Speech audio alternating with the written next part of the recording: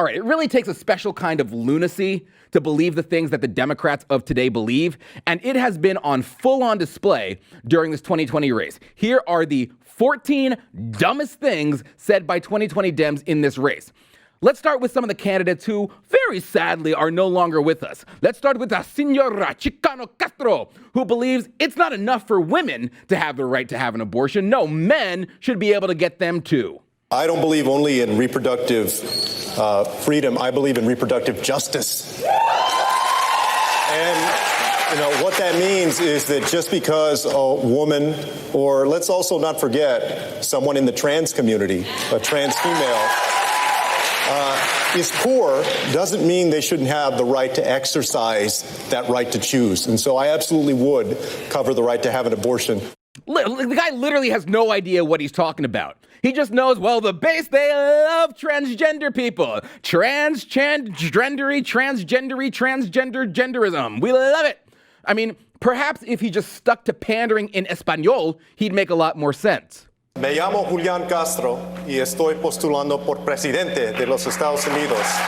I'll give him credit, though. His Spanish is much better than Cory Booker's, which is just inacceptable. La situación ahora es inaceptable. Este presidente ha atacado, ha demonizado los inmigrantes. Es inaceptable y voy a cambiar este.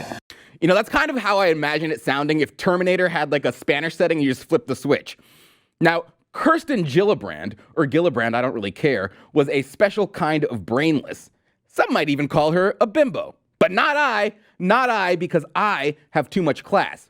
Something she could have used instead of lecturing a mother in the town of Youngstown, Ohio, where all demographics in this town have been devastated by the loss of work and actual loss of lives due to the opioid crisis. But Gillibrand's message to this mother was, hey, check your white privilege. So if your son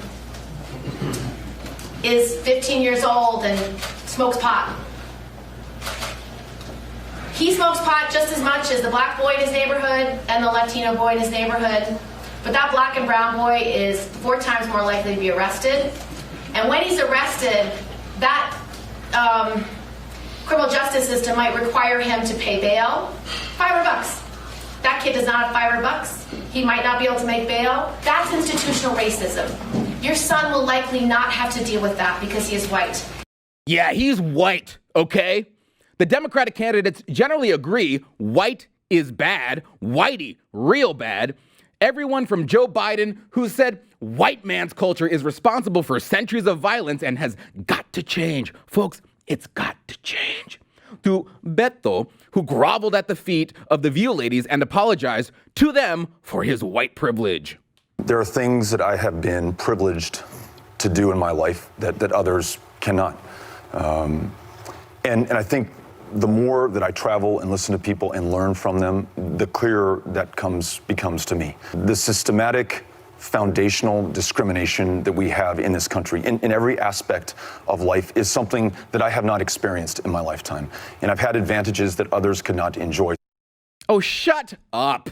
Shut up. Now we've got another glittering jewel of colossal ignorance who's also no longer with us on the campaign, and that was Eric Newcomb Swalwell, who had a really poignant message to send on his campaign. I will always be real with you. I will be bold without the bold. Yeah, bold without the bold. Make sense to you guys? Because it doesn't make any sense to me.